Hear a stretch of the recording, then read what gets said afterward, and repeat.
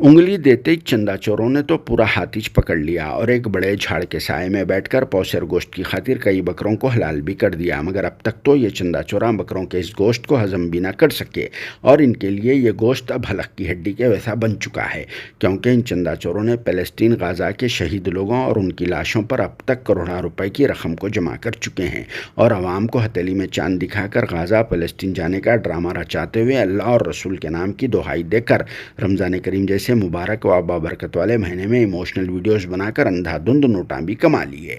जिससे ऐसा महसूस हो रहा है कि इनके धंधे में बरकत ही बरकत हो गई, जिनकी आमदनी करोड़ों रुपए में कही जा रही है, क्योंकि सैकड़ों व हज़ारों लोगों ने जज्बे ईमानी के तहत आगे आकर लाखों रुपए की रकम फ़लस्तीनियों तक पहुँचाने के लिए अपनी ज़कात व सदक़े के नाम पर इन्हें डोनेट कर दिया था। मगर अब तक तो ज़कात व सदक़े के नाम पर जमा किया गया यह भारी चंदा फ़लस्तीनियों के पास तक तो नहीं पहुँच सका। हाँ, अलबत्ता ये बात और है कि ज़कात व सदक़े की रकम इन चंदा चोरों के घर वालों तक पहुँच चुकी है, जिससे ये लोग ऐशो आराम की ज़िंदगी गुजार रहे हैं। उधर बेचारे मासूम फ़लस्तीनियाँ भूख व प्यास से बिलबिला रहे हैं, तो इधर ये चंदा चोरा उनके नाम पर कमाए सौ करोड़ों रुपए हराम की दौलत से मौज मस्ती कर रहे हैं और फिर ऊपर से अपने बाप दादा की दौलत समझकर रुआबदार बातें भी कर रहे हैं और डोनर्स की तरफ से सवालात पूछने पर हिसाब भी नहीं बता रहे हैं, क्योंकि इनके पास एक अंदाजे के मुताबिक अब तक करोड़ों रुपए रकम जमा हो चुकी है। इसीलिए ये चंदा चोरा हिसाब नहीं बता रहे हैं और फिर अब तक इन चंदा चोरों ने कई एक लोगों के पर्सनल अकाउंट्स में ज़कात व सदक़े की रकम को इकट्ठा कर चुके हैं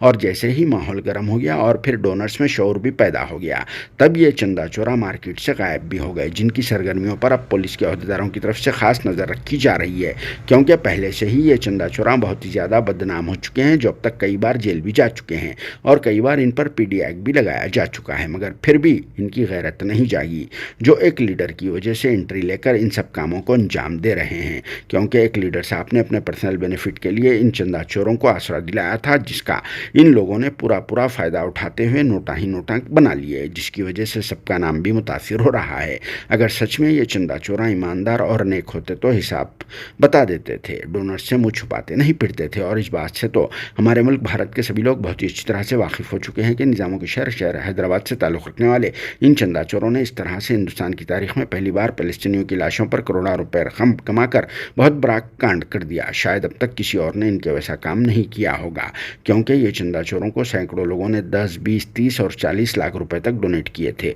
मगर ये चंदा चोरा डोनर्स को सिर्फ 2, 4, 5 लाख रुपए की रिसिप्ट हवाले किए, जिससे ये बात तो साफ जाहिर हो चुकी है कि कल तक 500,000 रुपए के लिए तरसने वाले ये चंदा चोरा आज हराम से कमाई हुई दौलत में खेल रहे हैं और ये काम एक चेन बनाकर किया जा रहा है। अगर पुलिस के अहदेदार फौरी तौर पर कार्रवाई करके इन्हें फ़लस्तीन के बजाय इनके पुराने मुकाम दुबई को भेज दे तो बहुत अच्छा रहेगा और साथ में इनके करीबी लोगों पर कार्रवाई करके तमाम बेनामी प्रॉपर्टीज़ को जब्त कर देना चाहिए। जिस पर आप सबका क्या कहना है, कमेंट बॉक्स में ज़रूर जवाब देना।